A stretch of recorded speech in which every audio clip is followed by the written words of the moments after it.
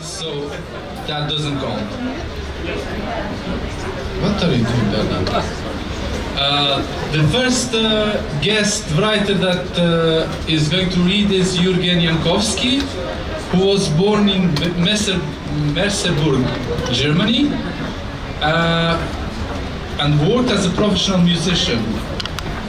Jürgen studied literature at Literature Institut Leipzig.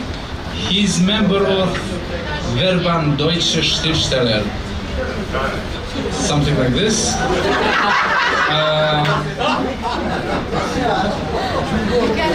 Okay, some more German things. Jürgen was honored by the Governmental Department for Culture of Armenia and is a member of Honor of Writers Organization of Armenia. He is President of the Federal Society of the Friedrich Bödecker Kaiser.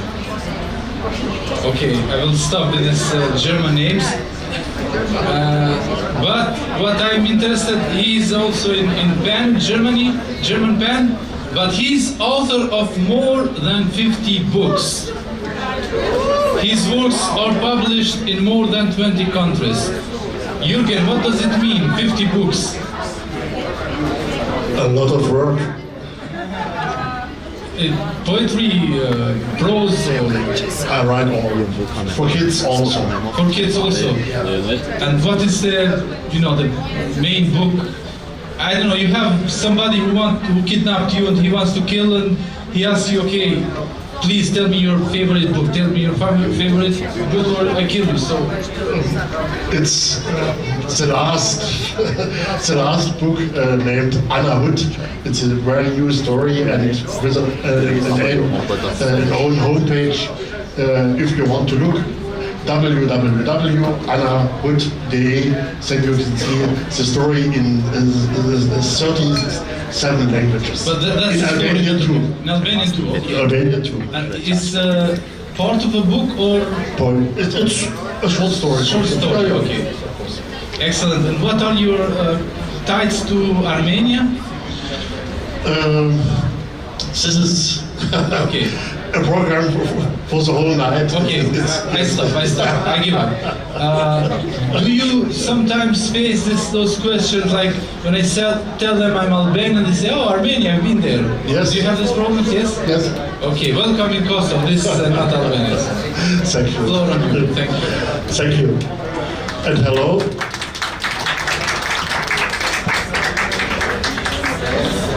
I read 6 short texts in German, and in English translation you can see on the wall. Annaburg.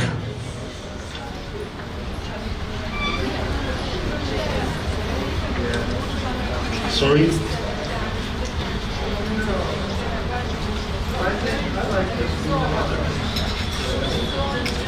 From Annaburg I have only the English version. I read in English and you can see in English, then it will be German. Sorry. It's okay. It's okay. Annaburg. Gazing at the wall on Marketplace, Credit Globe, dogs piss at, framed by lunatics, monk on top. The Inception, 1533, verkündete Pfarrer Michael Stiefel für Sonntag, 19. Oktober, 8 Uhr, den Weltuntergang. My phone rings and I hear that vandals affected our garden. Now it's Sunday, 9th of July on the year 2000, around 12 o'clock, but one gets listening anyway.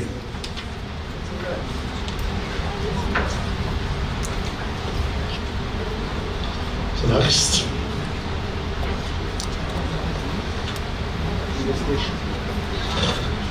Devast. Krater, wo einst Wiesen wogten, verdorrt, vergast, Felder ringsum. Und auf Halden, Mauern gleich, zu Unterstes, zu Oberst gekehrt. Geflutet werden nun soll aber die Ebene der Gruben, umhüllt mit warmen Ufersanden, bepflanzt all die Welle weit. Wie gern würde ich über grünes, feines, Neues streichen, doch es ist mein Fühlen, das taut viel längst.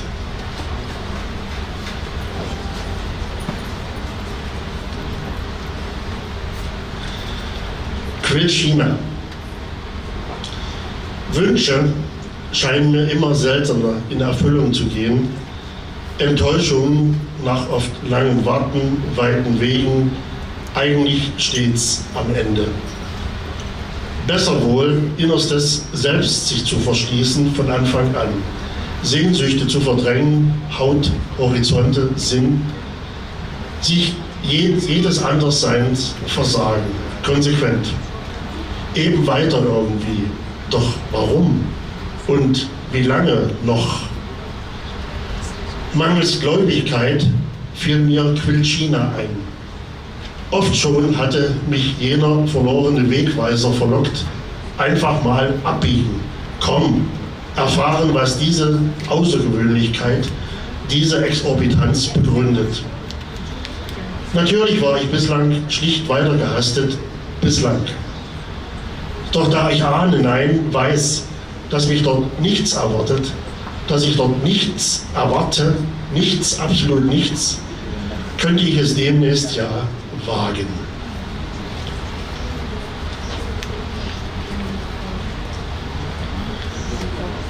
Die Thermen des Caracalla.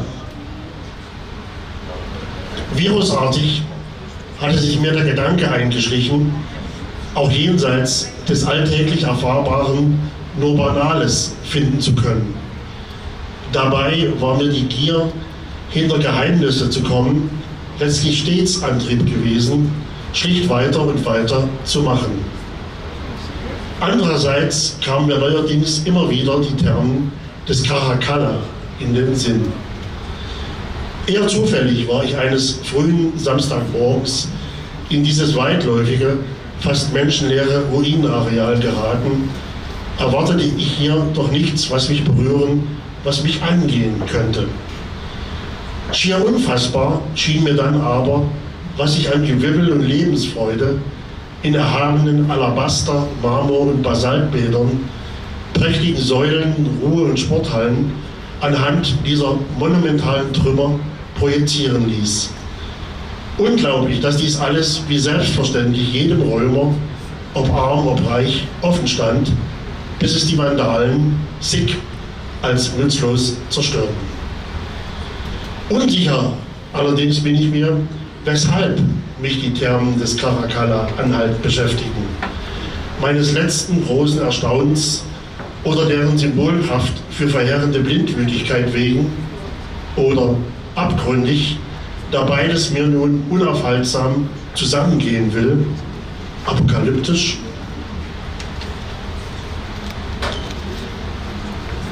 Dodendorf, 27. April 2006. Aus Ministeriumsengen auf die Autobahn, heim, nur heim. Alsbald jedoch Nebel, schon Stau. Ausweichversuche, bald aber Stillstand vor Schranken, klaustrophob. Radio an, Radio aus, Bonbons, Lenkrad betrommeln. Und dann entdecke ich nahebei einen Schwarm Stieglitze. Buntes Geflatter, Wunderland gleich, Stieglitze, einen Schwarm. Und was habe ich davon? Eben das. Und als letztes Halberstadt, 28.09.2006. Horizonterweiterung immens dank John Cages Regie. As slow as possible. So tönt das längste Stück Musik weltweit hier. Genial. 639 Jahre vor der Jahrtausendwende jubelte im Ort erstmals eine Orgel auf.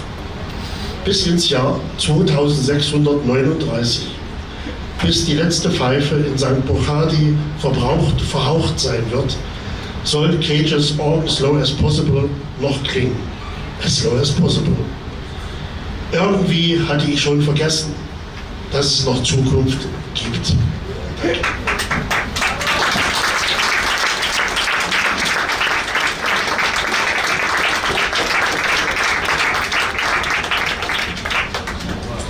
Good evening. I would like to invite our second author, whose name is Ardian Vehbiu.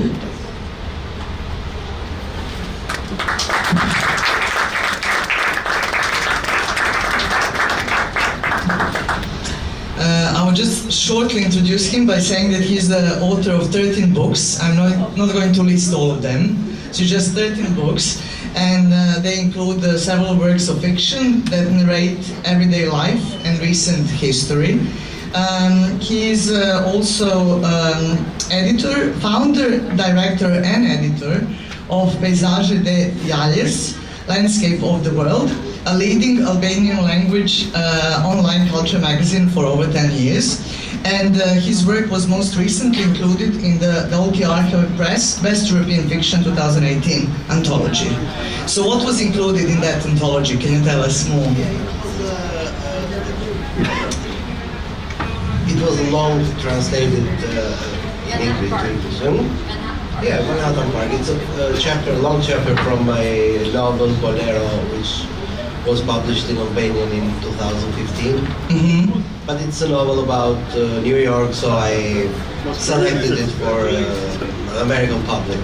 I'm going to read tonight another chapter from that novel. Mm-hmm. Oh, from that novel? From that novel, yes. Okay, and I would like to know whether some of your books caused any controversy in Albania. Was there ever after the book published, was there some kind of a ripple in the society because of things that you brought up? Because you say that you narrate recent history, and we know that history wasn't that peaceful. The books of fiction, I don't think so.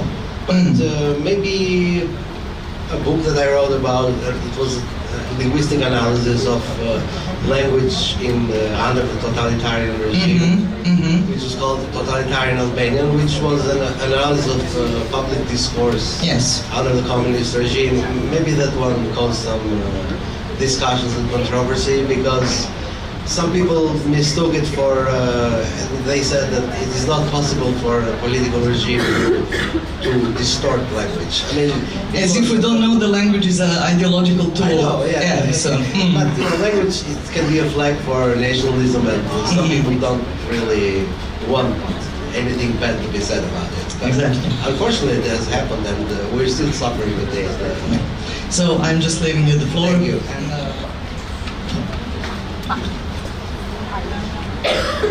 So this is the first piece. It's a chapter from my novel Bolero, which is a novel with little stories and longer stories that takes place in the New York subway.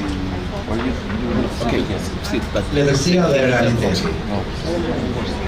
Në librin e vet, Bukurec me flatra, një enciklopedi xhepi e të çuditshmes në New York City, i ndjeri Pine Asorian përmend një farë mos vodak, aspirues shkrimtar, që e kishte bërë zakon të kalonte orë në mos ditë në platformën Uptown të stacionit të metros në avenyën e 7 dhe rrugën 40. Kurështarëve që e pyesnin, ky do të shpjegonte, gjithë një duruar, se po gatitej të shkruante një roman rreth një njeriu që pret dhe gjithë një pret për një tren Uptown që kur nuk vjen, sepse një aksident në Brooklyn e ka ndarur krejt trafikun e trenave në platformën Uptown të stacionit. Pas gjase, Mos Vodak i përkiste asaj shkollë mendimi që u kërkonte shkrimtarëve të përjetonin vetë, drejt për drejt, gjithçka për të cilën kishin ndërmend të shkruanin. Ai zbriste në platformë, pothuajse çdo ditë në kohën e drekës, me gazetë në dorë, dhe rrinte aty deri vonë në mbrëmje, ndonjëherë edhe gjithë natën deri në të gdhirë, duke pritur siç thoshte që të ndodhte aksidenti në Brooklyn. Natyrë e hapur, fole qesh dhe gojë ëmbël, shumë shpejt u miqësua me personelin e stacionit dhe filloi t'i quajë të gjitha rojet me emër, madje duke ofruar her pas here sheqerka, gjevrek dhe dhurata të tjera simbolike udhëtarëve, punonjësve të pastrimit dhe policëve.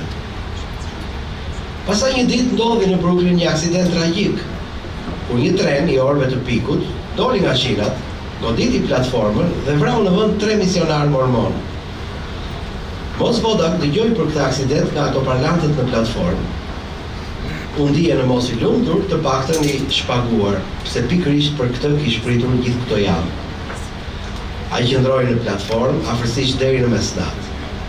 Pasi e konsideroi të kompletuar përjetimin, filloi të dalë nga stacioni, kur 2 detektivë me rroba civile e ndalën dhe I kërkuan të shkonte me ta te bari La Migra, aty pranë, për një bisedë miqësore. Pasi u rehatuan në bar, detektivët e pyetën Mozin se çfarë dinte për aksidentin në Brooklyn. Mozi u përgjigj se nuk dinte asgjë më tepër se ç'ishte lajmëruar nga ato parlantet e platformës. Ata I rrëfyen çfarë kishte ndodhur pikërisht. Mozi u prek shumë dhe I mbushën syt me lotët e një hidhrimit sinqert. Më tutje, detektivët e pyetën se si shpjegoi që ai kishte kohë që po thoshte të gjithëve, dita ditës, prej javësh, se po priste të ndodhte një aksident në Brooklyn. Mos vodaku u tregoi për librin që kishte ndërmend të shkruante dhe u shpjegoi se pse ishte nevojshme për të që ta përjetonte në veten e parë gjithçka që do të përjetonte heroi I fiktiv. Detektivët që sërse nuk e besuan fare, ndoshta edhe nga që ishin informuar tashmë për këtë libër ende në shpërgëj, vërejtën megjithatë se sqarimet e Mozit nuk ishin dhe aq bindëse. Dhe se e gjithë enigma lypte pak më tepër vëmendje dhe zhvirim, sako që vodaku nuk pretendonte të kishte parashikuar të ardhmen. Edhe një herë I duruar, Mozi shpjegoi se në bazë të ligjeve matematike të probabilitetit, aksidenti I metros në Brooklyn një ditë prej ditësh do të duhet të ndodhte. Dhe askujt nuk I duhej gjë larg pamësinë e mbinatyrshme për të qenë në gjendje ta parashikonte, edhe pse kohën e saktë të këtij aksidenti natyrisht askush nuk do ta parashikonte dot. Detektivët më në fund e pyetën Mozin nëse ai ndjente ndonjë prerje ndërgjegje, se ideja që kishte kullandrisur për librin kishte vrarë tashmë 3 mormon, për ndryshe të pafajshëm, dhe pastaj u larguan. I tronditur nga ky incident I hidhur dhe I padëshiruar, Moz vodaku shkoi këmbë te apartamenti I vet në Chelsea, meditoi për 1-2 orë, pastaj vendosi ta braktisë projektin për librin. Gjatë ditëve që pasuan, madje javëve, ai nuk do të ishte në gjendje gjithsesi që ta përdorte metron, sepse shumica e atyre që punonin atje, përfshiktur rojet e sigurisë, punonjësit e pastrimit, elektricistët, në punësit e informacionit, mirëmbajtësit e binarëve, menaxherët e stacioneve dhe makinistët e trenave, do ta pikasnin për së largu dhe do t'i shmangeshin duke ndruar rrugë haptazi. U hap fjala se ai sillte ters me vetë praninë e tij, si instrument I verbër I së keqes. Ashtu e vendosi më në fund që të largohej nga New Yorku përfundimisht, por para se të ndodhte kjo, u hap fjala se kishte filluar të koleksiononte përjetime për një libër të ri, rreth një taksisti që priste për një klient I cili nuk bëhej I gjallë. Me çast sindikata e taksistëve të New York City mohoi kategorikisht që të kishte qarkulluar një memo të brendshme, e cila e shpallte Moz vodakun persona non grata për taksit e licencuara të metropolit. Kjo histori e shkurtër, ose më mirë historisë, përfundon Pinea Soriani, tregonte se letërsia, arti I padëmshëm në vetvete, mund të bëhet e rrezikshme kur interferon me realitetin. Ashtu sikurse për simetri, edhe realiteti kur e futin me zor në art, mund të reagojë dhe të kundërpërgjigjet, duke ja komprometuar artistit integritetin dhe reputacionin.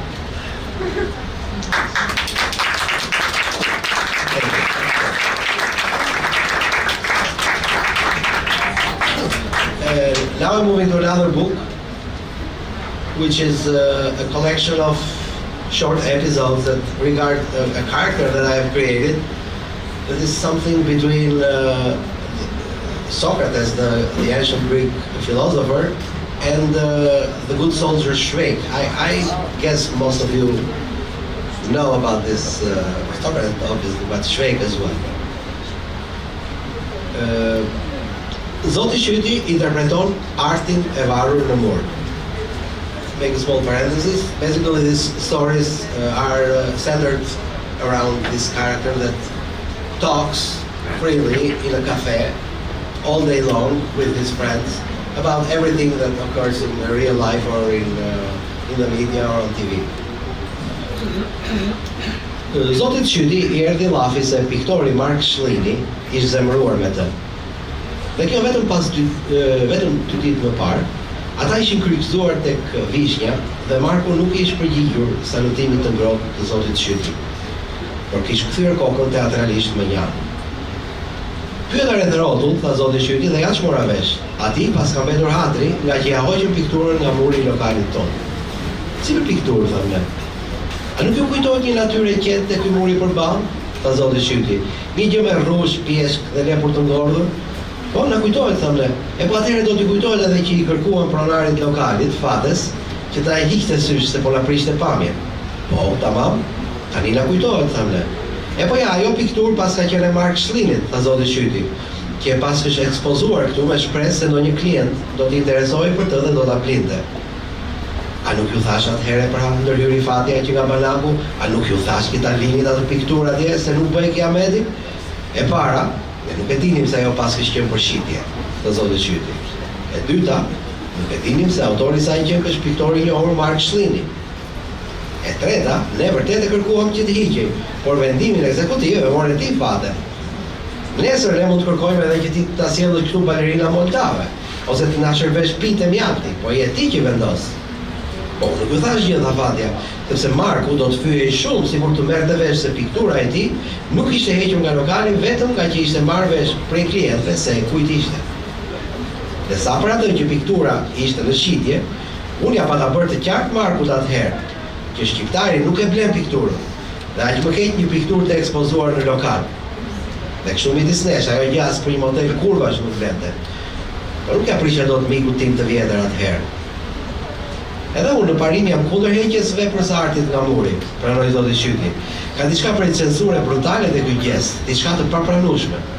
Paçka se një artist që e var artin e vet në murin e një kafeneje, ka varur në fakt veten. Dhe vërtet ajo natyra e qetë e Markut vështirë të quhet art. Por ç'jemi ne që të përcaktojmë se ç'është art dhe ç'nuk është, aq më tepër sot, ku njerëzit ekspozojnë deri e kakën e masës komshiut edhe fitojnë çmime ndërkombëtare? Pyetja që duhet bërë është, a i shtonte që ajo pikturë lokalit tonë, të përditshme son, jetës son? Tani po flet mirë tha fatja. Unë mendoj, tha Zoti Shyti, se në një lokal si ky vetëm pikturat të këqija duhen varur. Dhe mos më keq kupto fate se unë këtu tek ti kaloj gjysmën e ditës dhe espresso më të mirë se këtu nuk gjen në krejt ulësirën perëndimore. Po sikur nuk shkon që të ekspozosh bie fjala një kryevepër, ta zëm një Ibrahim Qendra ose një Zeqiria Babamusta, dhe klientët ta injorojnë tek rufitin me nge kafet e tyre dhe ndjekin lajmet e fundit në televizion. Kuadro si ky i Markut, shpjegoi Zoti Shyti, vetëm sa zon vendin që u takon në mur, si për të na komunikuar të gjithëve se këtu duhet varur një pikturë. E po le ta vëm prap, tha fatja. Shkoj ta gjej, po e kam futur në magazin dhe ta varim atje ku ishte, se edhe goshtën e ka gati. Ashtu edhe Marku të shkret do t'i bëhet qefi dhe kush e di fillon të salutoj prap. Nuk jam i sigurt nëse do t'i bëhet apo jo qefi, tha Zoti Shyti. Të paktën mos ja thuaj arsyen pse kërkuam që piktura të kthej atje ku ishte, të lutem. Mos ke merak fare, tha fatja, se nuk ja them. Dhe nuk ja them sepse nuk e mora vesh. Ti Zoti Shyti, kur nuk e ke mendjen, fillon me flet me fjalë të mëdha vazhdoi. Por ne të tjerët kemi kalamaj për të mbajtur. Thank you.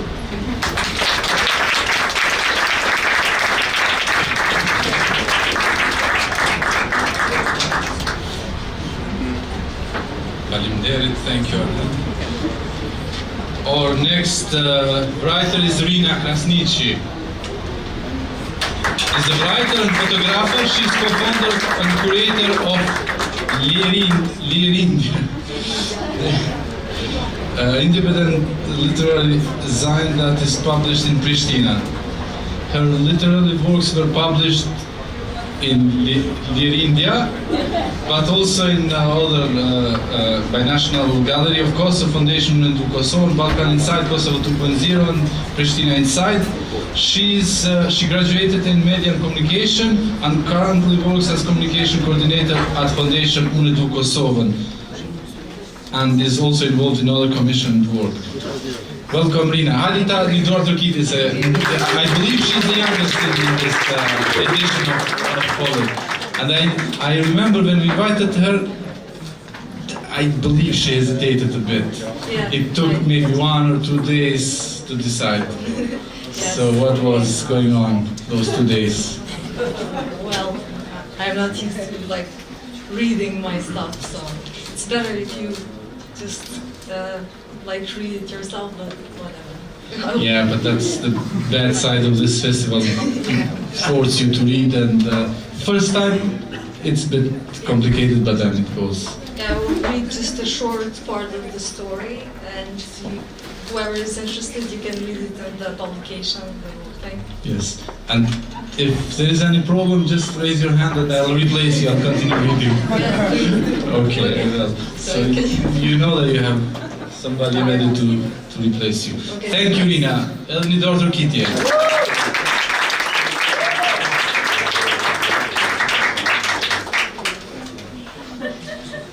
Të premten në mjes, të ungut, bana tësht dhe grapova me nxona autobusin për në punë. Sa po ula afër një gruaje të vjetër, me kujdes që të mos e shqetësoj dhe mos t'ja marrë vëmendjen, i futa kufjet e iPodit në vesh, ende me shijen e fortë të pastës së dhëmbëve në gojë. Më vonë u nguta prap me nxona autobusin për me u kthye në shtëpi, me u bë gati, me i rregullue pak sfjok dhe me e prit donikën, me arë me u marë në taksi në orën 6:30 siç më kishte thënë. Midita, thash ma vonë, të hyj në taksi, ndërsa në ulcën e mbrapme me vështirësi ratova çantën dhe një shishe vend të dekorume me një kordele vizlluse. Donika ishte ul përpara, kishte vesh një fustan të vetë. Flok dredha i dukeshin në ngjyrë mjalti në dritën e perëndimit të diellit dhe i valviteshin herë rreth gjoksit, mbasi pritaren e kishte hapë deri në fund për me shkuar cigaren. Desha ti thosha se duke i bukur.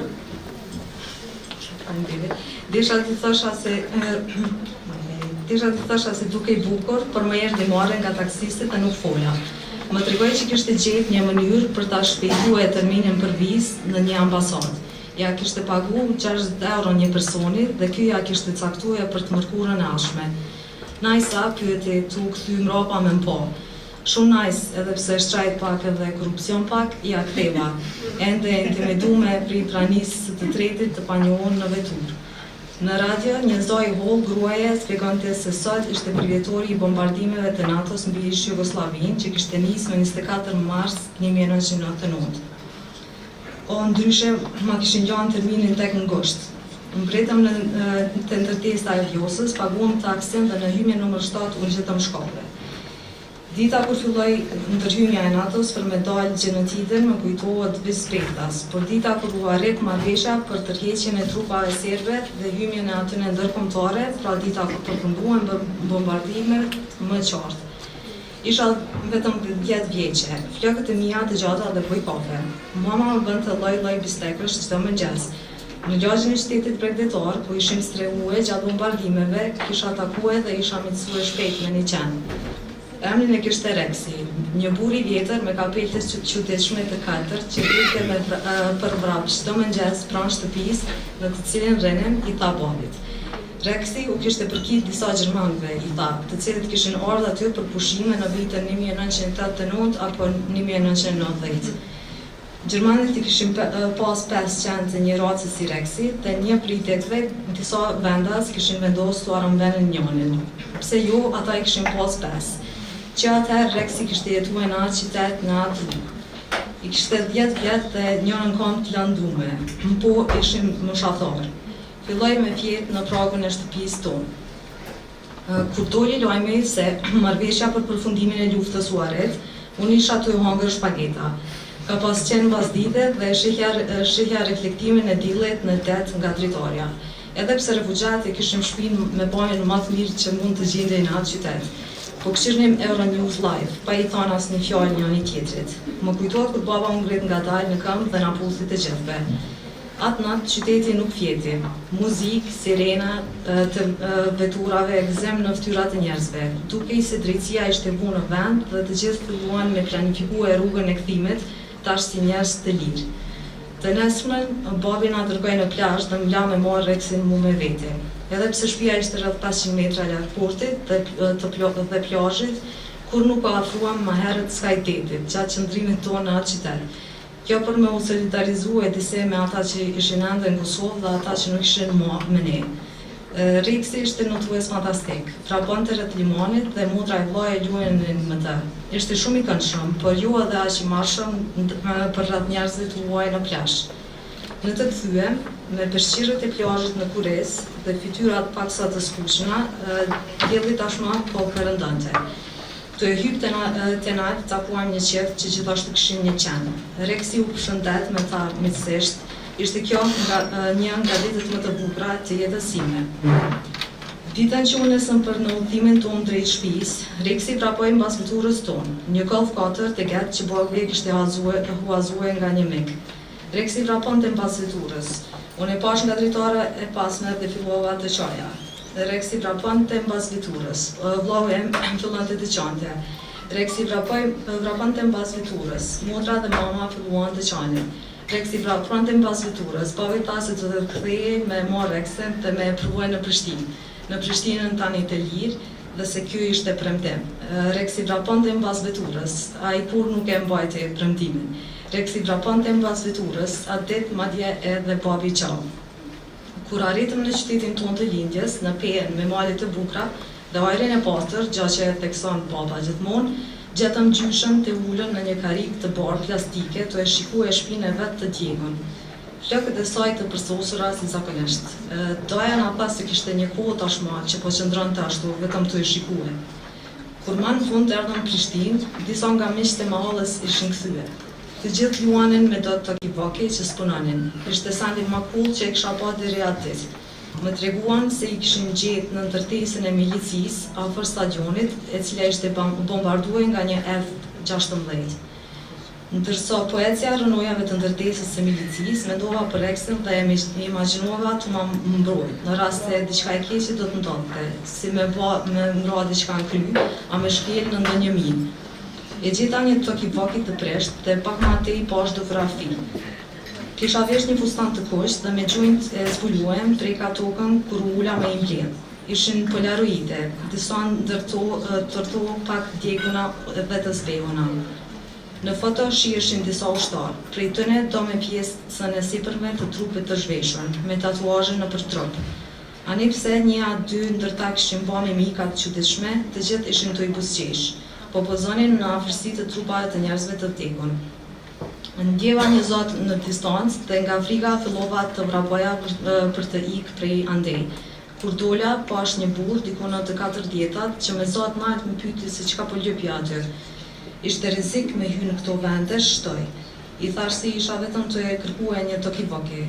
Ai mi pa fotografit që i kisha në dorën e majt, ndonse provova të më shefja disi mbas fustanit. Më kërkoi t'ja jepja.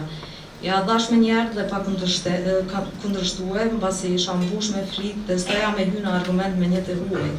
Më tha se ishte gazetar dhe se do t'i hynin në punë ato fotografi. Okay.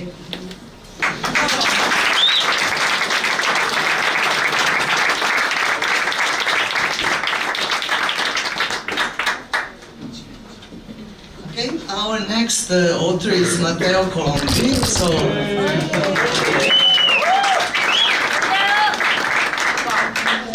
I'll say just a few things about him. He's a scholar in literary studies based in Leipzig, Germany, where he works at the Leibniz Institut for... Can you continue instead of me? Geschichte und Kultur des östlichen Europa. Yeah, at that place he works. He was born in Bergamo, Italy in 1978, studied comparative literature in Bologna in German, as well as Slavic studies in Leipzig and Prague. He got an international PhD in comparative literature and Western Slavic studies in Italy and Leipzig, and so on, loads of kind of achievements. And actually, what would you like us to draw from this biography to say about you? Nothing. Nothing else. I would like to say something about the text I'm going to read. Yes. Okay. I would like to ask you, what are you going to read for us tonight? Thank you very much for your question. I kind of read your mind, even before you said it. So I'm going to read a shortened version of the essay that I wrote for Jeton. The topic of the essay is the revolution and the very interesting political experiment going on now in Rojava, in northern Syria. We had a panel about it today, so I think that some of you know about Rojava and the others, they will listen about it now. Mm-hmm. I just wanted to say something about the genre of the essay. It's very important for me as a scholar to write essays, because essays are for me a good way to combine the scholarly research with art and to make knowledge more, personal and more existential.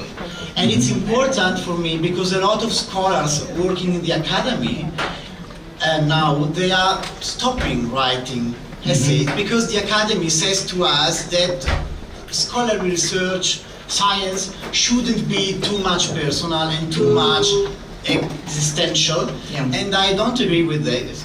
And I also think that it is a very dangerous thought. Exactly. And also, is it the essay maybe the form that it's make it more accessible to, let's say, general public than academic papers that are accepted at the conferences? So it's actually something that is spreading some knowledge or raising awareness, but in a form that is more accessible. Yeah, I agree with you.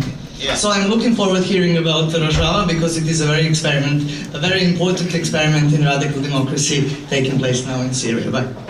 Can you hear me? Okay. This is in the form of a winter letter. Hello, citizens of the Republic of Letters. I am one of you. It is sometimes in a winter afternoon, and two important things are happening in my life. First, I was asked by some citizens of this republic to participate in Polip and to speak about Rojava and the European leftist alternative culture. Secondly, I have a cold. I am sick. I cannot properly breathe, for legions of bacteria are accumulating between my eyes and my ears. The bacteria, these foreign bodies in my head, chose one of the most treacherous tactical formation they know, the mucus wedge. It is like a big wall all over my facial respiratory tract. Nothing goes through and nothing comes out from my nose. You cannot see it, but I'm writing to you from under a towel while I am taking a steam bath. I am sitting at my kitchen table with the face over a pot full of steaming water, and I am breathing in and out, inhaling and exhaling, trying to focus my thoughts upon northern Syria and the European leftist alternative culture.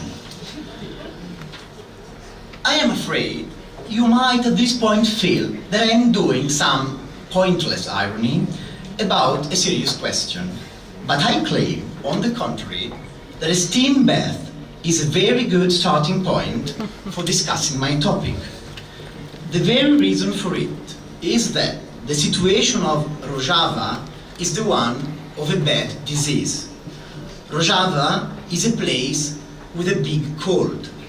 A small pot of hot water steaming against the mucus wedges of several legions of bacteria whose names are Iran, Russia, Syria, Turkey, and beyond them, capitalism, nation state, and patriarchy. That is to say, almost every form of power existing on Earth. This is at least what the founders of Rojava, the fighters of the People's and the Women's Protection Unit, YPG and YPJ, the autonomous government of the Movement for Democratic Society, TEV-DEM, and especially its strongest player, the Syrian Kurdish Democratic Union Party, PYD, and its ally, the Turkish Kurdistan Workers' Party, PKK, claim. For they follow the idea of democratic confederalism relaunched by PKK's leader, Abdullah Öcalan, on the base of the theories of the US-American anarchist Murray Bookchin.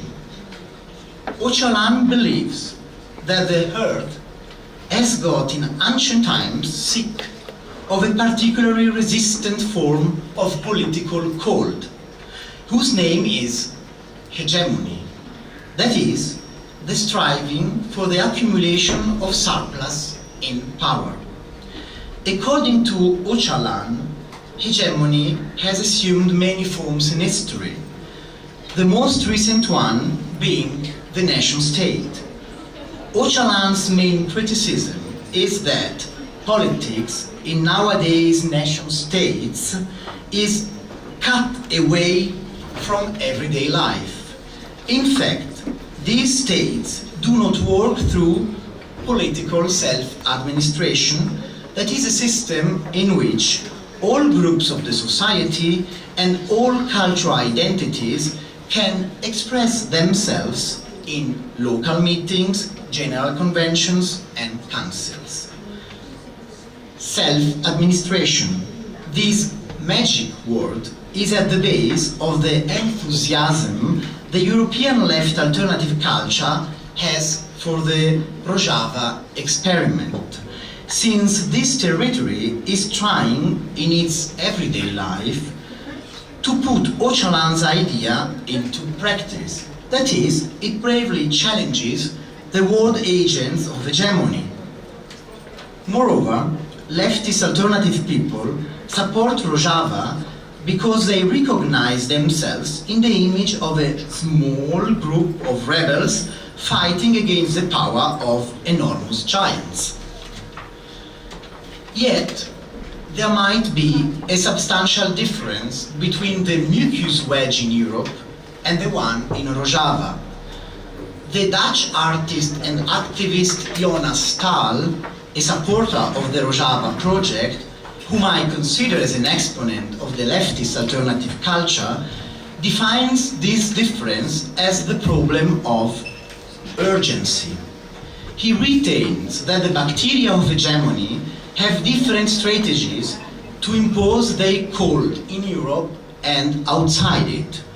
In fact, bacteria in Rojava are responsible for an extremely acute disease trying to kill the body of this territory, a disease you have immediately, that is urgently, to react against if you do not want to be submerged and strangled by tons of hegemonic mucus. Indeed, this is not the strategy of the agents of cold in Europe, since Europe has been in the last decades mostly protected from many acute forms of physical violence, like, for example, military repression. And I know that this is not true, among others, for Kosovo and the space of ex-Yugoslavia, and I will afterwards come back to this region. Yet, the bacteria of hegemony are, according to Staal, as present in Europe as in Rojava. They just opted in Europe for another strategy of power, the one of illness chronicity. Bacteria block in Europe every attempt of self-administration, keeping people under the clock of a chronic cold. This disease is not strong enough to kill Europeans, yet they can never breathe properly. The result of this persisting cold is, according to Staal, a kind of self-ironic depression, a culture of irony, a culture in which we actually do not have any faith anymore.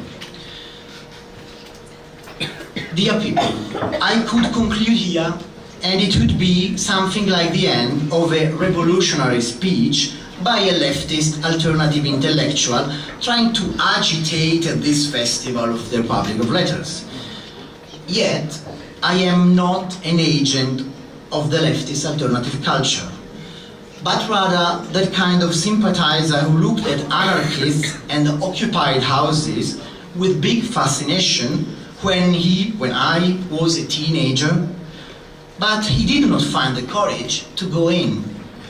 And if he went in, he felt very plump. That is the way it was in my youth, and that is still my way now when I am older. Something holds me behind. And it is with a story about this something that I would like to expand and conclude by reflections. Since I may feel unsure about the role of the Republic of Letters on Earth, yet I know that there is one thing the citizens of this Republic can do, that is telling stories. My story starts in Brussels at an art fair, where I got interested in Rojava for the first time. I looked there at some pictures of the new People's Parliament in the northern Syrian town of Deri. The building I saw remembered a tent made by many colorful cloths, since it was formed by fragments of flags of local political and social organizations. It was under the picture of this parliament that I read for the first time the name of Jonas Stahl, who is the architect of the building, and whose art book titling Power to Which People was laying on the table. Stahl's question, to which people, reminded me that I had actually already heard from a friend of mine about Rojava.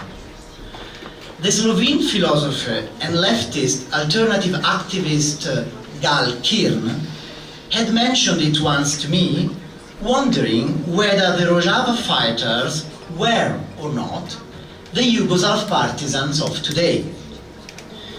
His reasons for these comparisons were, first, that Rojava's politics give equal rights to men and women, who are both involved in politics as well as in military actions.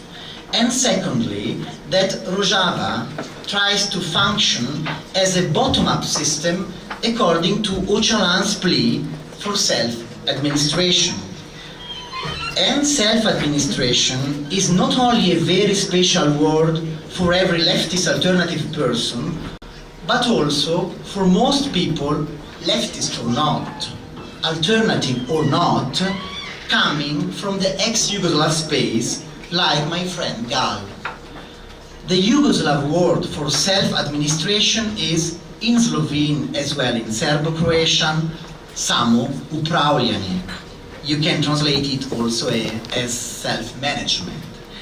The idea on which Yugoslavia was supposedly based from the 1950s on, an idea summed up by Tito and other Yugoslav politicians in a manner strongly resembling Öcalan's words I quoted above. Indeed, I know just a few other words able to trouble the mind and the heart of ex-Yugoslav people like samoupravljanje does. For this word sounds in their ears, in your ears perhaps as well, like a betrayed promise, the one old Yugoslavia made to its citizens when it refused, at least in theory, the top-down political systems both of capitalism and Soviet communism. No one knows exactly, this is at least my impression, what this theoretical refusal became in practice. As a matter of fact, there were a lot of local meetings, general conventions and councils in Yugoslavia. But they could not have any power if decisions were taken over their heads directly by the Communist Party. Thus, the first big question for me is now, how often was the party bypassing the people in Yugoslavia? Sometimes or many times? Almost never or almost always? Decisions were, if you nowadays ask right-wing intellectuals, almost always taken by the party.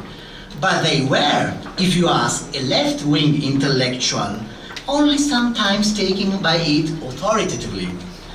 Let us try again then and make a better self-administration. That is what you will hear if you ask leftist alternative people from the ex-Yugoslav space, for example, if you ask my friend Gal. For they consider Yugoslav samoupravljanje as a wasted chance in world history, and they would like to retry in that direction. And I Do I think the same as Gal? This is my big second question. And I would like now, after having read and spoken with many persons about Rojava, to go there some days and discuss with the people from northern Syria about Yugoslavia. What do you think, inhabitants of Rojava, of Samo upravljanje? Which are your words for it? Do you know that the critics of Rojava have more or less the same arguments people usually rely upon to criticize Yugoslav self-administration? They say that this political principle was just a facade behind which the power was totally in the hands of the Yugoslav Communist Party and the army, that is, in Rojava, of the PYD, the YPJ and the YPG.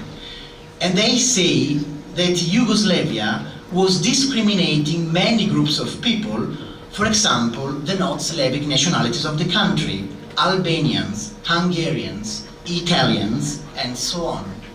Or in Rojava, the not Kurdish groups of Arabs, Assyrians, Chaldeans, Arameans, Turkmen, Armenians, and Chechens. Is this true? Is it sometimes, many times, almost never, or almost always true that self-administration in Rojava is not working? I posed this question to a Kurdish guy from Syria who lives now in Germany. He answered to me more or less in this way. A good question. Yet another good one is, how often is self-administration in Rojava doing well? Thanks.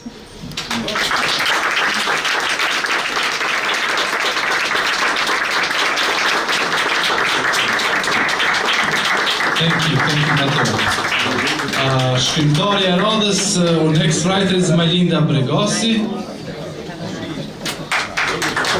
Welcome, Majlinda.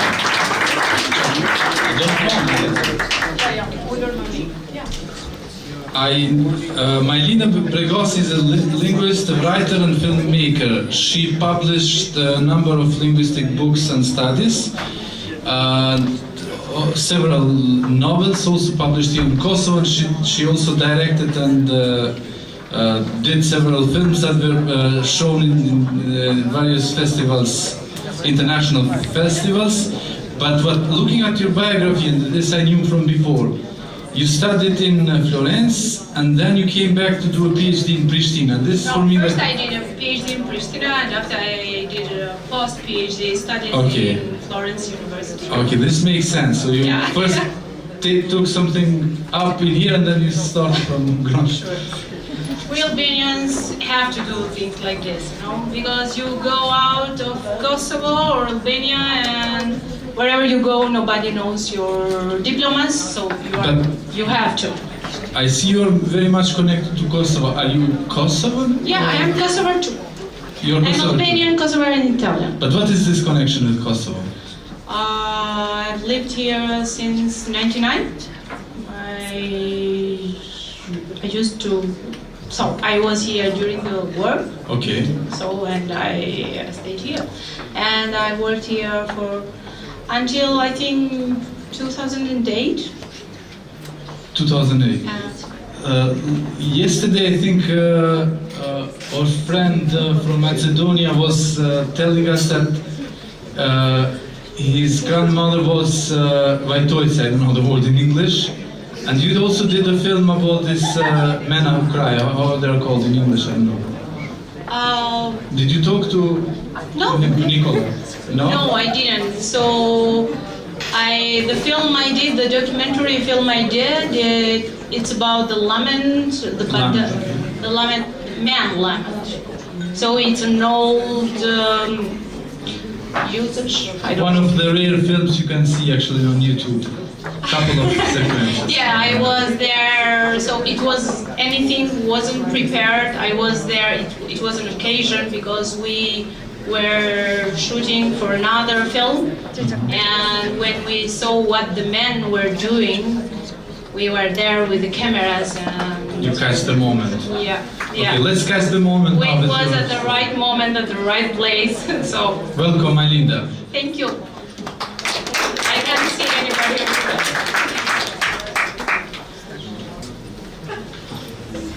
I've forgotten my glasses at home, but I will try to read. Okay? You want to try mine? Yeah. Okay.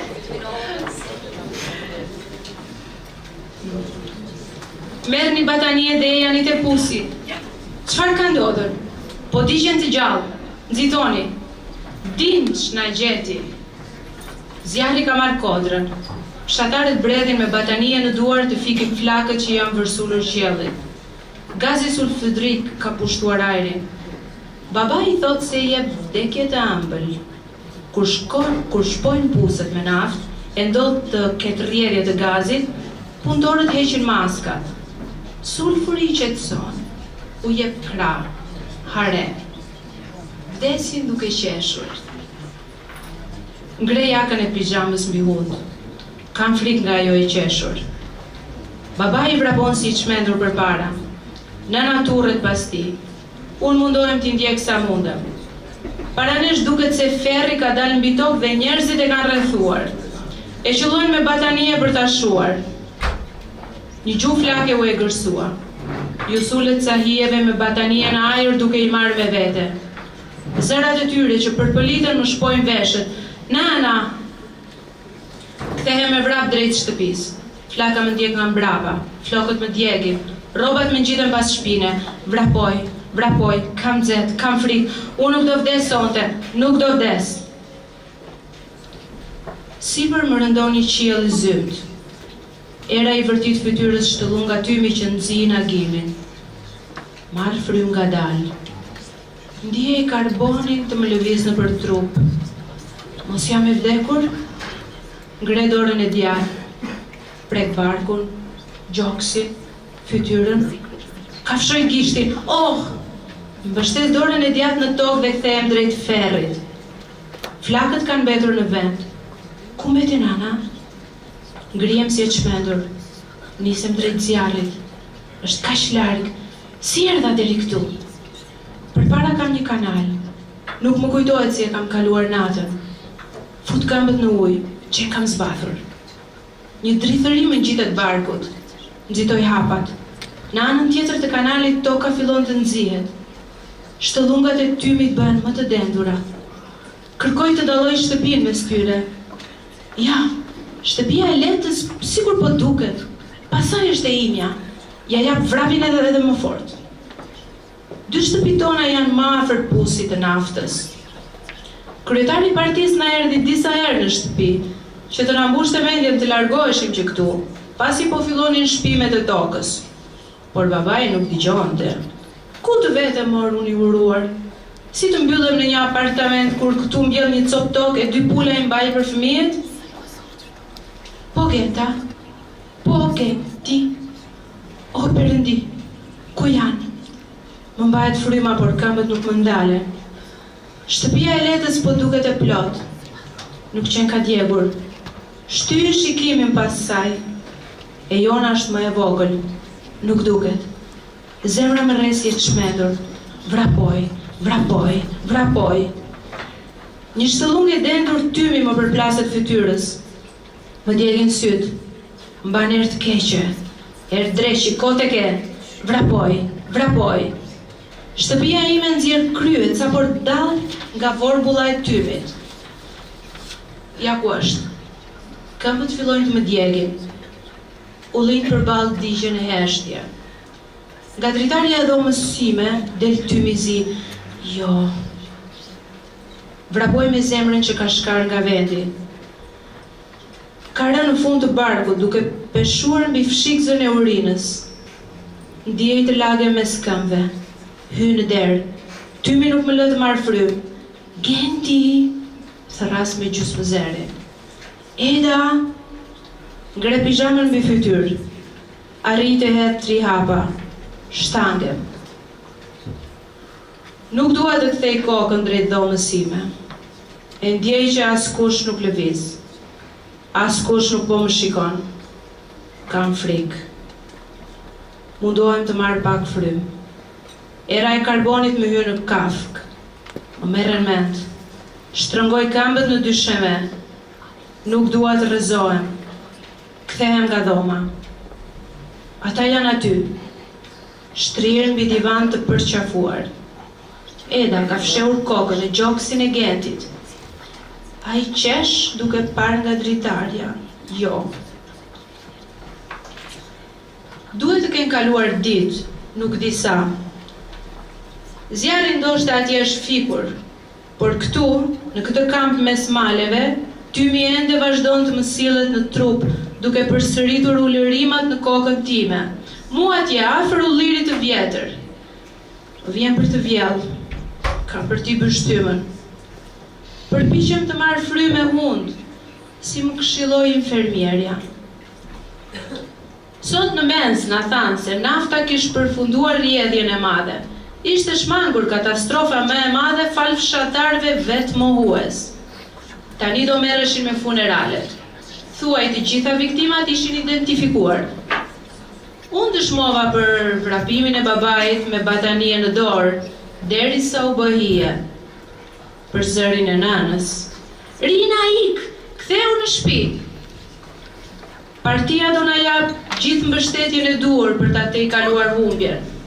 Viktimave do u bëhet një monument me mbishkrimin Herojtë e punës socialiste, për të cilët do të jemi krenar gjithë jetën. Fërkoj syt.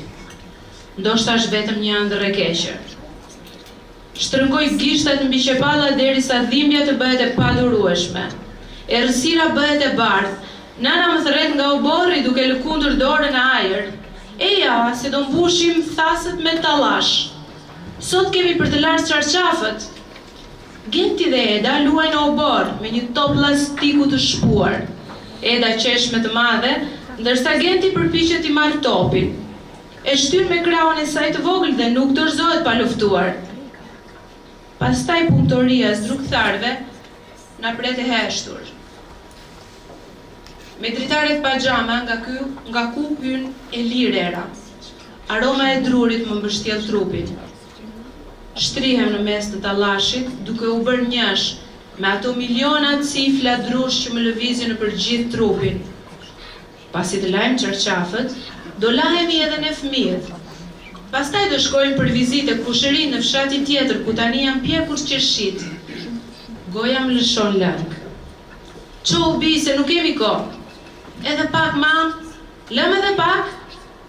Çohu se koha e mëngjesit mbaroi. Hapësyt. Para meja është Sokrati, punëtori i partisë që drejton të strehuarit në kamp. Po ti nuk pas ke ngrënë asgjë.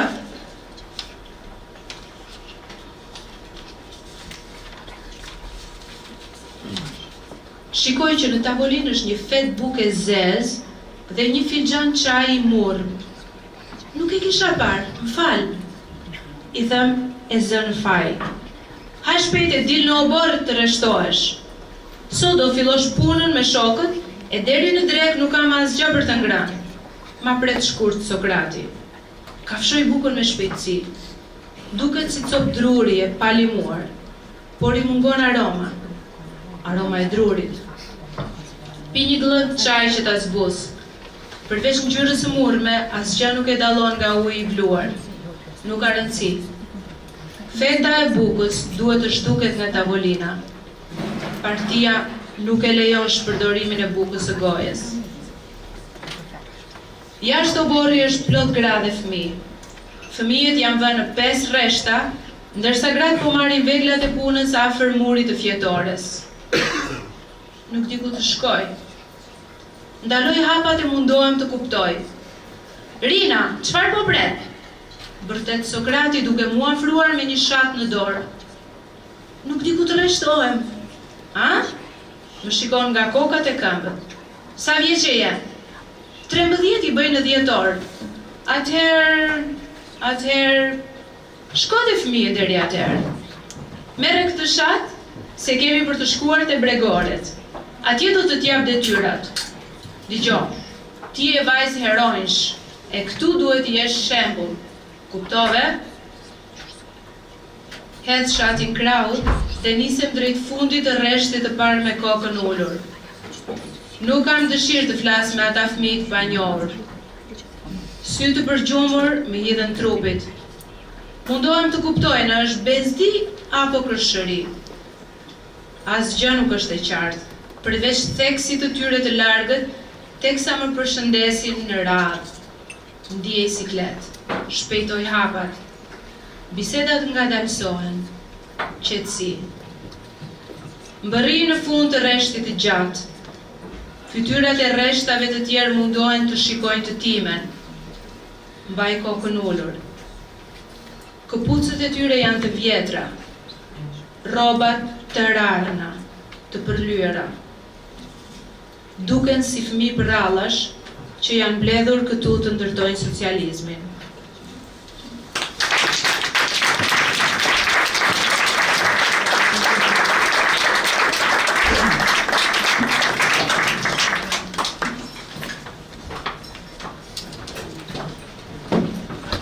Stop treating me like this, as if I don't know my duties over here. I would like to invite our next poet, whose name is Josep Rodriguez. Can I have him here?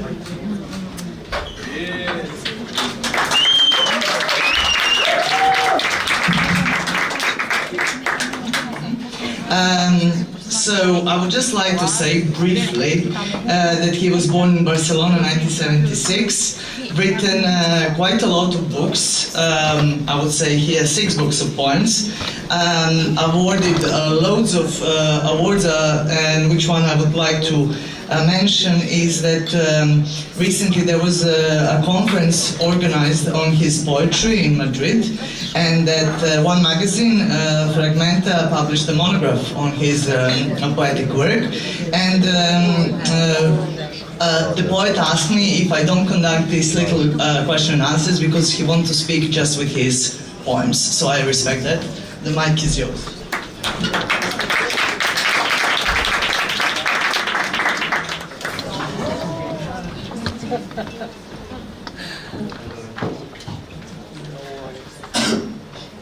Miren Rama.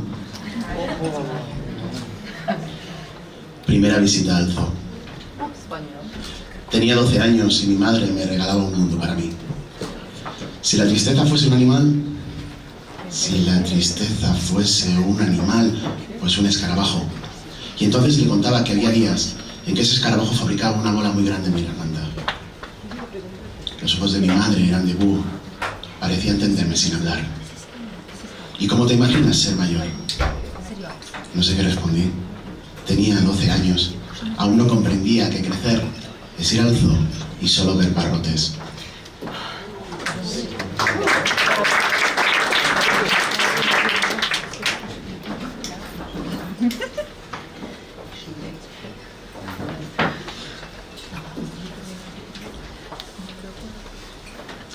Yo, o mi idea de yo.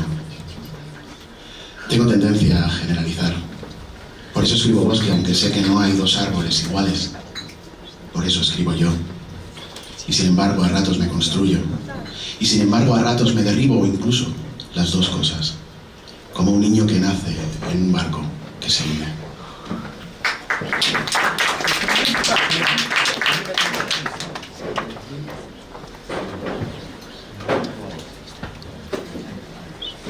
A contraluz, tu pulmón al desnudo, y en su interior, aunque no puedas verlas, una especie de florecillas blancas brotando en sus extremos.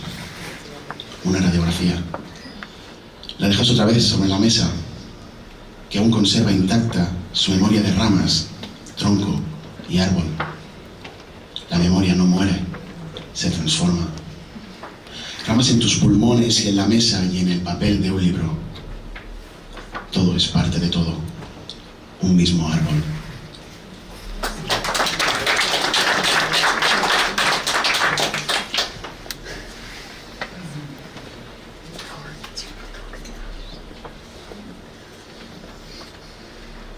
Cuaderno del desierto. Llegamos al lugar donde el asfalto se clavaba en la piel leonada del desierto, igual que un aguijón. Si una carretera que no ves no es una carretera. Los instantes que no recuerdas han sido tu vida. 2. Imagina la palma de una mano que no tuviera líneas. Eso es el desierto, la belleza de aquello que nos falta. 4. Al ver al escorpión, lo comprendí. No hay dos oscuridades que nos duelan lo mismo.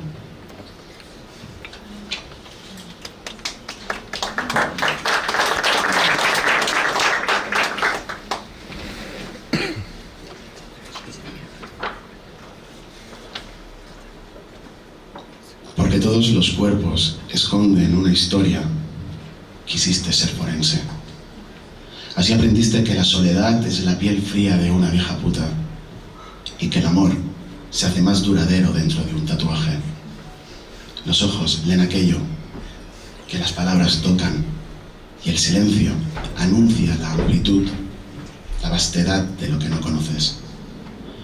¿Alguna vez pensaste que tu cuerpo es solo la envoltura del gusano de seda de la muerte? Su crisálida deja tras de sí, tumbado en la camilla, un cadáver abierto.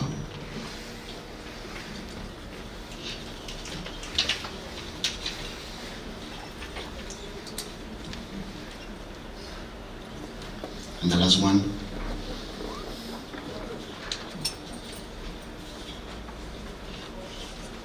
De cerca, es como el mapa de un sitio al que no has ido, pero querrías ir, porque una aguja marca su destino concreto. Abro y cierro la mano. Que la sangre circule hasta la bolsa y allí espere paciente hasta llegar a ti, mientras yo me pregunto a qué parte de mí he renunciado, o si habrá algún recuerdo que ya no fluirá más. Tengo hermanos de sangre a los que no conozco. ¿Sabrán reconocerme si se cruzan conmigo? ¿Y qué sentiré yo al saber que mi sangre circula por sus venas? Abro y cierro la mano, mientras pienso si eso no es también la poesía. Tomar sin merecer, ser en el cuerpo de otro. Fale min delito.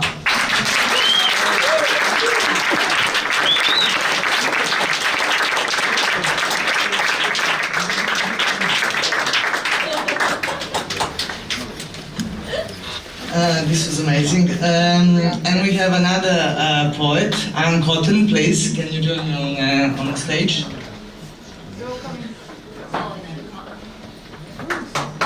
Cotten.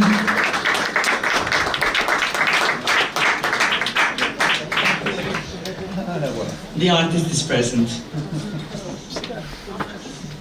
So, I would like just to say a few things. Anne is an American-born Austrian writer, living between Vienna and Berlin.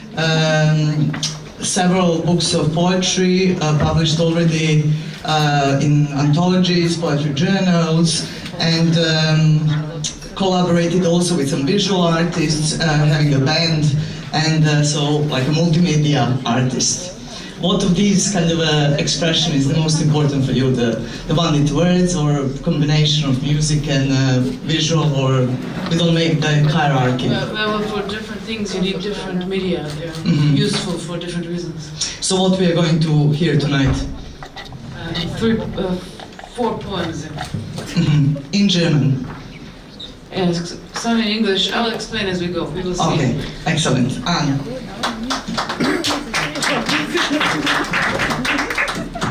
It's a little bit smaller. Der Rab sagt, wenn du eine klare Antwort haben willst, musst du eine klare Frage stellen. Aber vielleicht willst du auf die vage Frage eine klare Antwort haben. Das bedeutet, dass du aufs Brutale stehst. Du willst einen Bruder, der dich aufhebt. Statt der Wahrnehmungen klebt dir eine Faust die Stirn zusammen, wie der Henkel eine Lade. Aber auch der Wunsch nach einer vagen Antwort auf die klare Frage ist Begehren, jemand gebe einem was, vergrößern deine Welt und führte dich hinaus. So groß die Welt auch ist, du musst ja doch hinaus. Nun wird der Weg recht lang, ein einziges Nunks-Danks. Was? Wenn du eine dicke Krake krallen willst, musst du eine schrille Reuse stellen.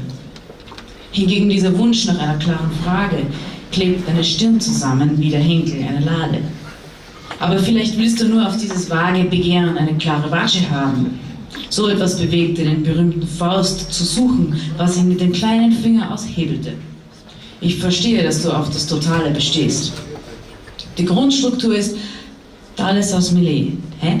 Du kannst nicht alles kennen, was dich aufhebt. Weil der Versuch, darauf läuft es hinaus. Du verarbeitest etwas, aber was es war und was es ist, besser ab jetzt die Faust des reinen Klangs, der Dauer, die wir zu erleiden haben. Obwohl du keine klare Antwort wolltest, ist es okay, weil man sie immer neu umstellen kann. Nur am Ende eben muss die Waage gerade stehen, damit ohne Problem die Lade sich hineinschieben lässt, wie eine Antwort auf die Frage. Maybe I'll try the other microphone if it doesn't sound like Japanese. Hello, hello.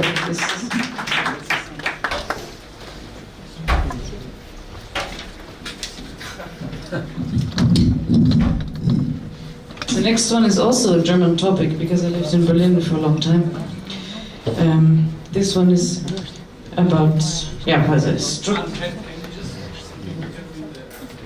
oh, sorry.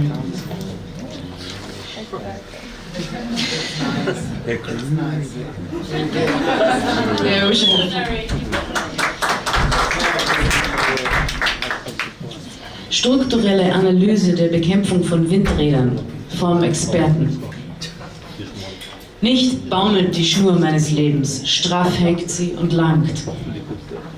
Bin Reparateur von Windrädern, der Anlaufstelle von unzufriedenen Helden, verwirrten Politikern, starken Weinern, wilden Denkern. Das Windrad wird geschätzt. Erstens, weil es hoch aufragt, zweitens, weil es sich bewegt, drittens, es ist schlank und weiß, viertens, es geht im Kreis. Dinge, die hoch oben im Kreis gehen, sind ideale Zielscheiben für Kritik. Siehe mein Pasquill gegen Drehtüren von 2005. Ich lasse es aus, es ist etwas länger. Man sieht nicht, was durch den fleißigen Kreis bewirkt wird, ahnt, dass es abfließt und jemand profitiert wahrscheinlich, abhängig von Kontinuität und so weiter. Aber dieses Kreisen, dieser einmütig hirnlose Fleiß im Kreis, es ist, als ob unsichtbare Esel werkelten oder Engel. Misstrauen erscheint nicht verkehrt. Und was passiert mit der Luft? Verwechselbar, wechselnd. Physischer Legalismus, Physik. Wer nun meint, mit den Lanzen der Poesie, siehe Bild A und Bild B, von vornherein entschieden verbogen, gegen die rotierenden Prinzipien der Physik anzukämpfen, wird in die Luft geschleudert. Darum geht es bei der Poesie. Sie ist ja nicht umsonst Teil der Spaßgesellschaft. Man nennt dies im Englischen Fun. Fan hingegen ist, wie jeder weiß, wenn es saugt und bläst. Also da wird unsichtbar eingespeist, um die Natur positiv zu beeinflussen, um der Natur positiv zu begegnen mit getrocknetem Schweiß. Nicht Ritter, sondern Models kämpfen hier mit von diesem Kampf flatterndem, sich entfaltendem Haar. Oh, welch herrlicher Kampf herrscht hier mit dem künstlichen Wind. Mit dem kann man auf Augenhöhe kämpfen, besonders wenn man Stöckelschuhe hat. Hingegen der Fun, er liegt in der Luft und treibt doch an. Er duftet und lässt rotieren. Er nimmt das Gewicht, wenn man sich richtig hinlegt, macht Lärm plötzlich in der Nacht in den Planen und darauf beruht die deutsche Wirtschaft. Ich selbst habe die Ausbildung und tune die Blätter, wie sie die Welt scheiteln, ein ums andere Mal. Nicht baumelt die Schnur meines Lebens, straff hängt sie und langt.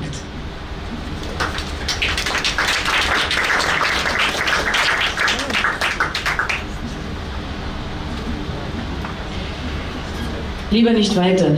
Also der Rab sagt, und auch das sind irgendwie kaputte Sestinen von der Form her. Hier wird auf Deutsch, they are broken sestinas, broken in different ways. This one will stop in German, and then the second try in English will get a little bit further before stopping, but neither of them are a complete sestina. Lieber nicht weiter. 1907 wurde von Sakichi Toyoda ein kreisförmiger Webstuhl beim Patentamt angemeldet. Das Modell wurde 1924 erst realisiert und hatte nie Verbreitung oder viel Erfolg. Geld machte er hingegen mit dem Schiffchenwechsler, der den konventionellen Ablauf leicht verbesserte. Man liebt den Menschen immer, der verbesserte Versionen von alteingesessenen Ideen oder Konzepten bringt, im Gegensatz zum Formenwechsler und gar zu dem, der grundsätzliche Bedenken anmeldet. Wenn du Glück haben willst, dann gib Acht und befolg die Grundsätze, wie Triodas Takichi instruiert, der ohnehin nicht wenig Weisheit patentiert hat. Es störte ihn, wie der Webstuhl rasselte. Er wusste aus Erfahrung, Leistung soll leise sein. Lärm heißt, Energie geht viel verloren da. Er war mit Fehlern sehr vertraut, so schrieb im Text er der Maschinen deutlich ein, zu stoppen, ehe sich was verheddert. There's a in-between part, a short essay that is not on the screen. This is the last poem, but before that I continue in English. There's nothing to read. With all the talk of the fall of the East Bloc socialistic governments, it is easy to forget how surprisingly successful the socialist or communist movement was at the beginning of the 20th century. Or rather, considering it was an acute and useful response to the dire situation, not surprising. Surprising or not, if we are descendants of rich folks, we have literacy. If we are not descendants of rich folks, we have literacy, emancipation, and education thanks to this movement. Without it, we would be still in the mud. The fact that we must be thankful for here is that at the beginning of the 20th century, a critical mass of people with a basic understanding of practical, technical functionality, i.e. the community of workers, entered the scene and began to play a larger role in government organization. The following generation produced alienated specialists of the new bureaucracies again, leading to deformation of the East by bureaucrats, the West by speculators. Some people say that wars mix up societies in a productive way. In the Balkan, I have more the impression that the opportunity for large-scale criminal action was taken. I think one has to look more closely at what exactly in wars does this. People from different walks of life are thrown together and forced to cooperate, for example, in guerrilla organizations. This is great, but it could also be achieved, like in China, by cooperative town activities such as building public buildings, power stations, bridges, gardens, etc., communally. War's impact on economy could also be achieved by changing the rules of trade, etc. These are questions of design, and the first question is how can things be redesigned, top-down or what, without war? Here, technical metaphor is a very peaceful and constructive way to talk, much better and cooler than symbolic or patriotic argumentation. The metaphorical application of technical processes to political organization, thus, was a powerful moment in political history. People familiar with machines know what stability consists of.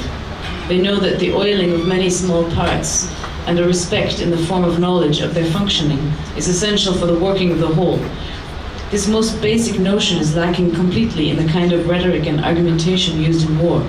This is hard to understand because every soldier must know a bit about gun and car maintenance, at least. I suppose the seduction is to forget what you know. This is forgetting the seriousness of life, forgetting the beauty of the seriousness of life, forgetting the lightness of the beauty of the seriousness of life. Reform or revolution, whatever it is, disappears in the good result. And now the English version of the Sestina. When Toyota invented the circular loom, needless to say, it was a great improvement. Not only did it take up much less room with its so well-contained circular movement, no energy was lost with braking and acceleration. Humans around it seemed to be mere decoration. But people said it was a train without a station, as they stood admiring the new circular loom. Circadian, said one, of life a celebration, of death another. No space for improvement.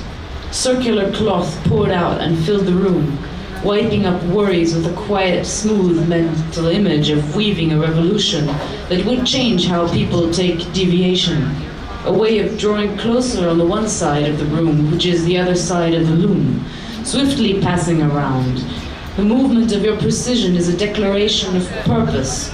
Like the statutes of a nation, you build by alternation on with every revolution. Such clear intent should purify the movement with total focus, in close-up and radiation of purpose, without beating back and forth. Acceptance of the world's works, shining like the moon.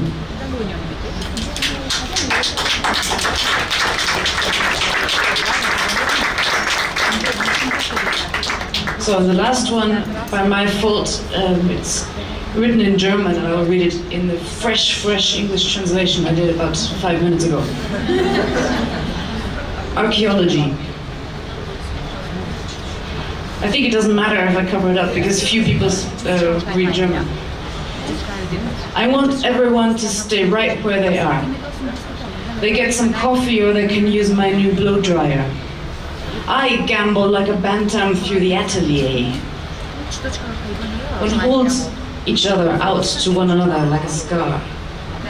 They're pushing words and each one is so big and fine.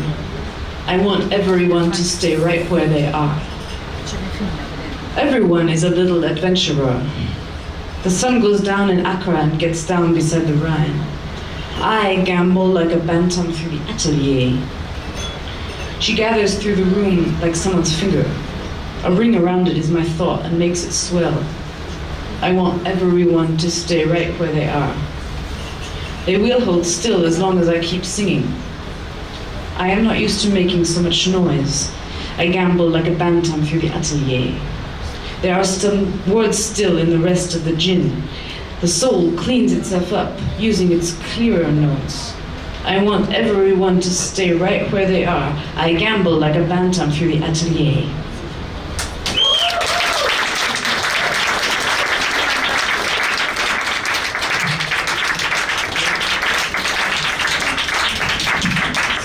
So, thank you, Anne. Our last writer for tonight.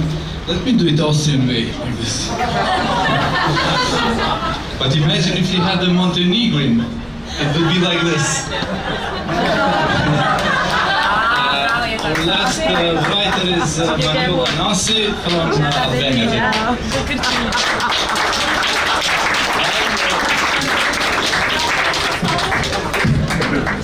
Manjola is a translator, writer, and holds a PhD in literature. Welcome, Manjola. So how many books have you translated so far? It would be hard to count because they're not all literary. Some of them are about philosophy and other sciences, but I would say a handful. And I've read that you had like 2, 3, 4 years of pausa in writing. Yes, that's true. Writer's block, or what was that? Not exactly. Poetry can be written in many forms, and I wasn't writing poetry per se, but I was acting it out, basically. And I know that this is writer's block, but does this translator's block exist? Yeah, yes, that's easier for me to handle. So what are you going to read tonight? I'm going to read 4 poems. From which book? From my latest book, Journey and a Half. Is the one that won the main prize for the... Yes. Okay. Welcome, Manjola.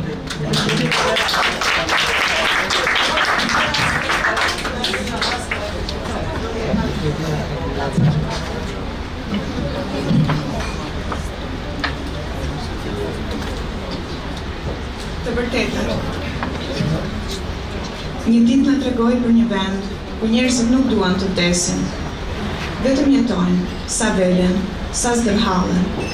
Dhe kur dalin, I hekurosen rrudhat palë. I fusin kockat në ndonjë rrobë, a ndonjë trast, duke lënë jashtë, kur I kanë, vetëm dhëmbët. Vazhdojnë sa bëhen si eshk, të vrashë, të ashpër, të tharë, dhe nga njëherë harojnë veten në voreve, I zgjelli shumë dhe marrin zjarr. Një ditë tjetër na tregoi për një vend ku e kanë tmerr të vrasin mendjen, të lodhin kokën, të shtrydhin tru, të rahin mendime. Më dyshjet I zgjidhin me një monedhë koka pil. Vendimet I marrin me kujt I vihet jeta. Dhe nëse dikujt I vjen padashje ndonjë grim ideje, se hidhet duke thirrur për ta larguar. Në cepa rrugësh vend ordolec, mbi braqe mbajnë potkonje brirë, dhe muret e qytetit janë të trashë, koracor si luspa. Po prapë se prapë nga njëherë mendimet e gjejnë shtekun për të hyrë brenda kafkës së ndonjë fatkeqi. Dhe ati mbetet të bëjë çdo mundet që ta fsheh, se s'do t'ikin më gjersa të vdes. Njëherë na tregoi për një vend tjetër, ku njerëzit s'pranojnë të harojnë.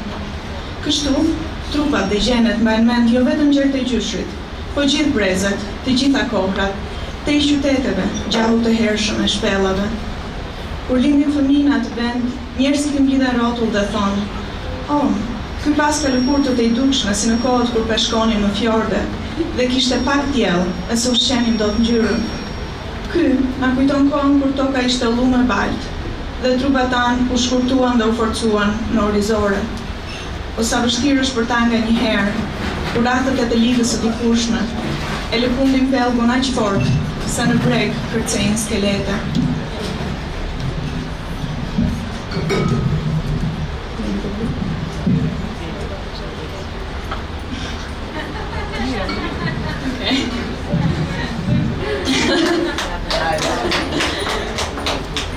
Një ditë e gjetën buz rrugë, kishte pirë dhe na tregoi për një vend ku njerëzit fusin në stomak gjithë botën. I dinë të gjitha dhe ato që s'dinin mësojnë, dhe pasi i mësojnë, i rishikojnë, i përsërisin, prapë e prapë si lutje me tespije. I rrotullojnë në tokë, në kokë, u a thonë me zë të lartë të tjerëve, ndoshta me qëllim që të kuptojnë si i bëhet kur në mendje shtrohet frika. Për shembull, tha, që do të vdesësh aq që s'do të vdesësh, ose frika se diçka e si ikën dot, ose frika e përballjes me një humbje pa kthim, vetëm për fajin tënd, vetëm se kuptove që atë fytyrë, jo dhe shumë të bukur, po me atë dritën në sy, ti e doje te i frymës, dhe tani se ke mua.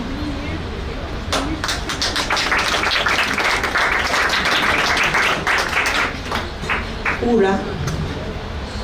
Këtu ka një urë, dhe unë e shoh veten duke u lëkundur mbi ta. U i qelli drita e pasdites pemët, të çarat në truve, të erta të myshta, pilivesa, kuhja e vogël që krijojnë në krah. Buzës së lumit nuk lihet frym njeriu. Ura është këtu, dhe unë lëkundem brenda saj, si një fëmijë në djep që shpreson se do të rritet. Po jam prerja tërthore mes ishit dhe asgjës. E kaluar e paleverdishme ku zjedh ngushtë e tashmja. Premtimet e nënkuptuara vlejnë më pak se të thënët. Ura është vetë unë, dhe vetë unë jam ura. Ajo që nisi si një vepër e zakonshme, murimi, që ura të mos shembej. E dali Rina e ngurë që po desha të mos shembej mas unë, tani që kam veç gurë për të mbajtur. Këte i skalon mas njëri, po mbetet ura.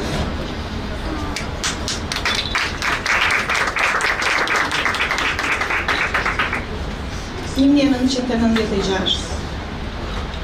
Mbrëmje dhe kur mbyllin bagtit, fëmijët ulen pragjeve dhe i tregojnë njëri tjetrit pralla që dëgjojnë ndonjëherë pas darke, nga gjyshër të lodhur nga puna në arë. Tani i shikojnë të kthehen. Thonë të pist nga balta. Lopatat u zgjatohen në kuriz si dek të gjalla në trupin e një lisi të djegur. Kurse prindrit janë largë, te i kufirit. Andej vjen lumi mbushur me ujë gri dhe me vaditje. Prej kaq vitesh bëhen bashkë vetëm në kish, për pashkë ose në barima, duke mbajtur shtrënguar duar, herë të vetët, herë të tjetrit.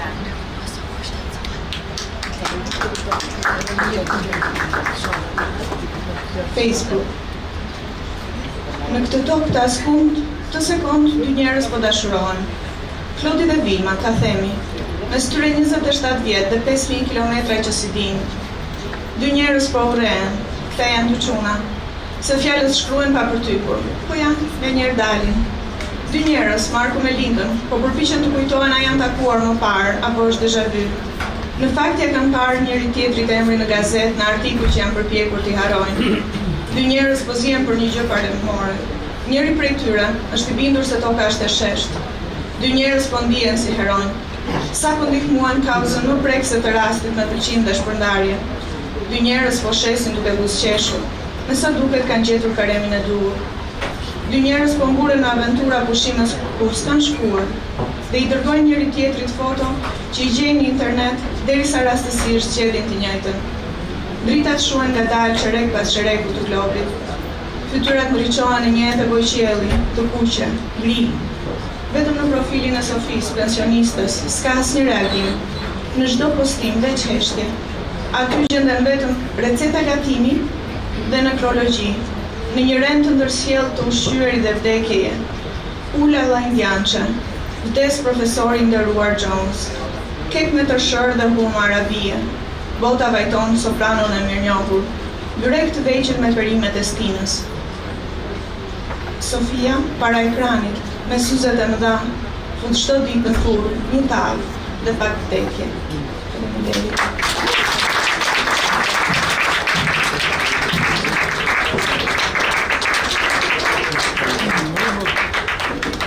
Thank you so much. I want to thank all our authors, poets and writers on their contribution, and I think that all of you will go home with writtens and ideas and these concepts that we heard that are probably some food for thought. And before announcing our next act, which will be music, do you hear me? From Serbia, we're going to hear Langhart tapes featuring Irina Rajc. And I would like to just remind you what is happening tomorrow. So very early in the day, from 11 o'clock, at Dittenat, we'll have so-called Oh You Lazy Sunday, coffee, cigarettes and literature with Alida Bremer and Matteo Colombi, Jeton, Neziraj and Sasha Ilic, which will be followed by the main program starting from 4 p.m. at Qendra, the panel on Birth of Fascism from the Spirit of Poetry, and the readings and music will stay, it won't be here, it will be in Qendra from 8 o'clock. So I invite you again cordially to attend those events, and I think that we'll hear music now, yeah? What did I say wrong? Small correction. Actually, the planned program, or it's not a program, this meeting with Sasha and me and Matteo, at 11 will be at 12 because Dittenat opens only at 12. But this is very informal and it's not mandatory informal, yes. So it's very informal and it starts informal and it starts at 12. So yeah, that's it.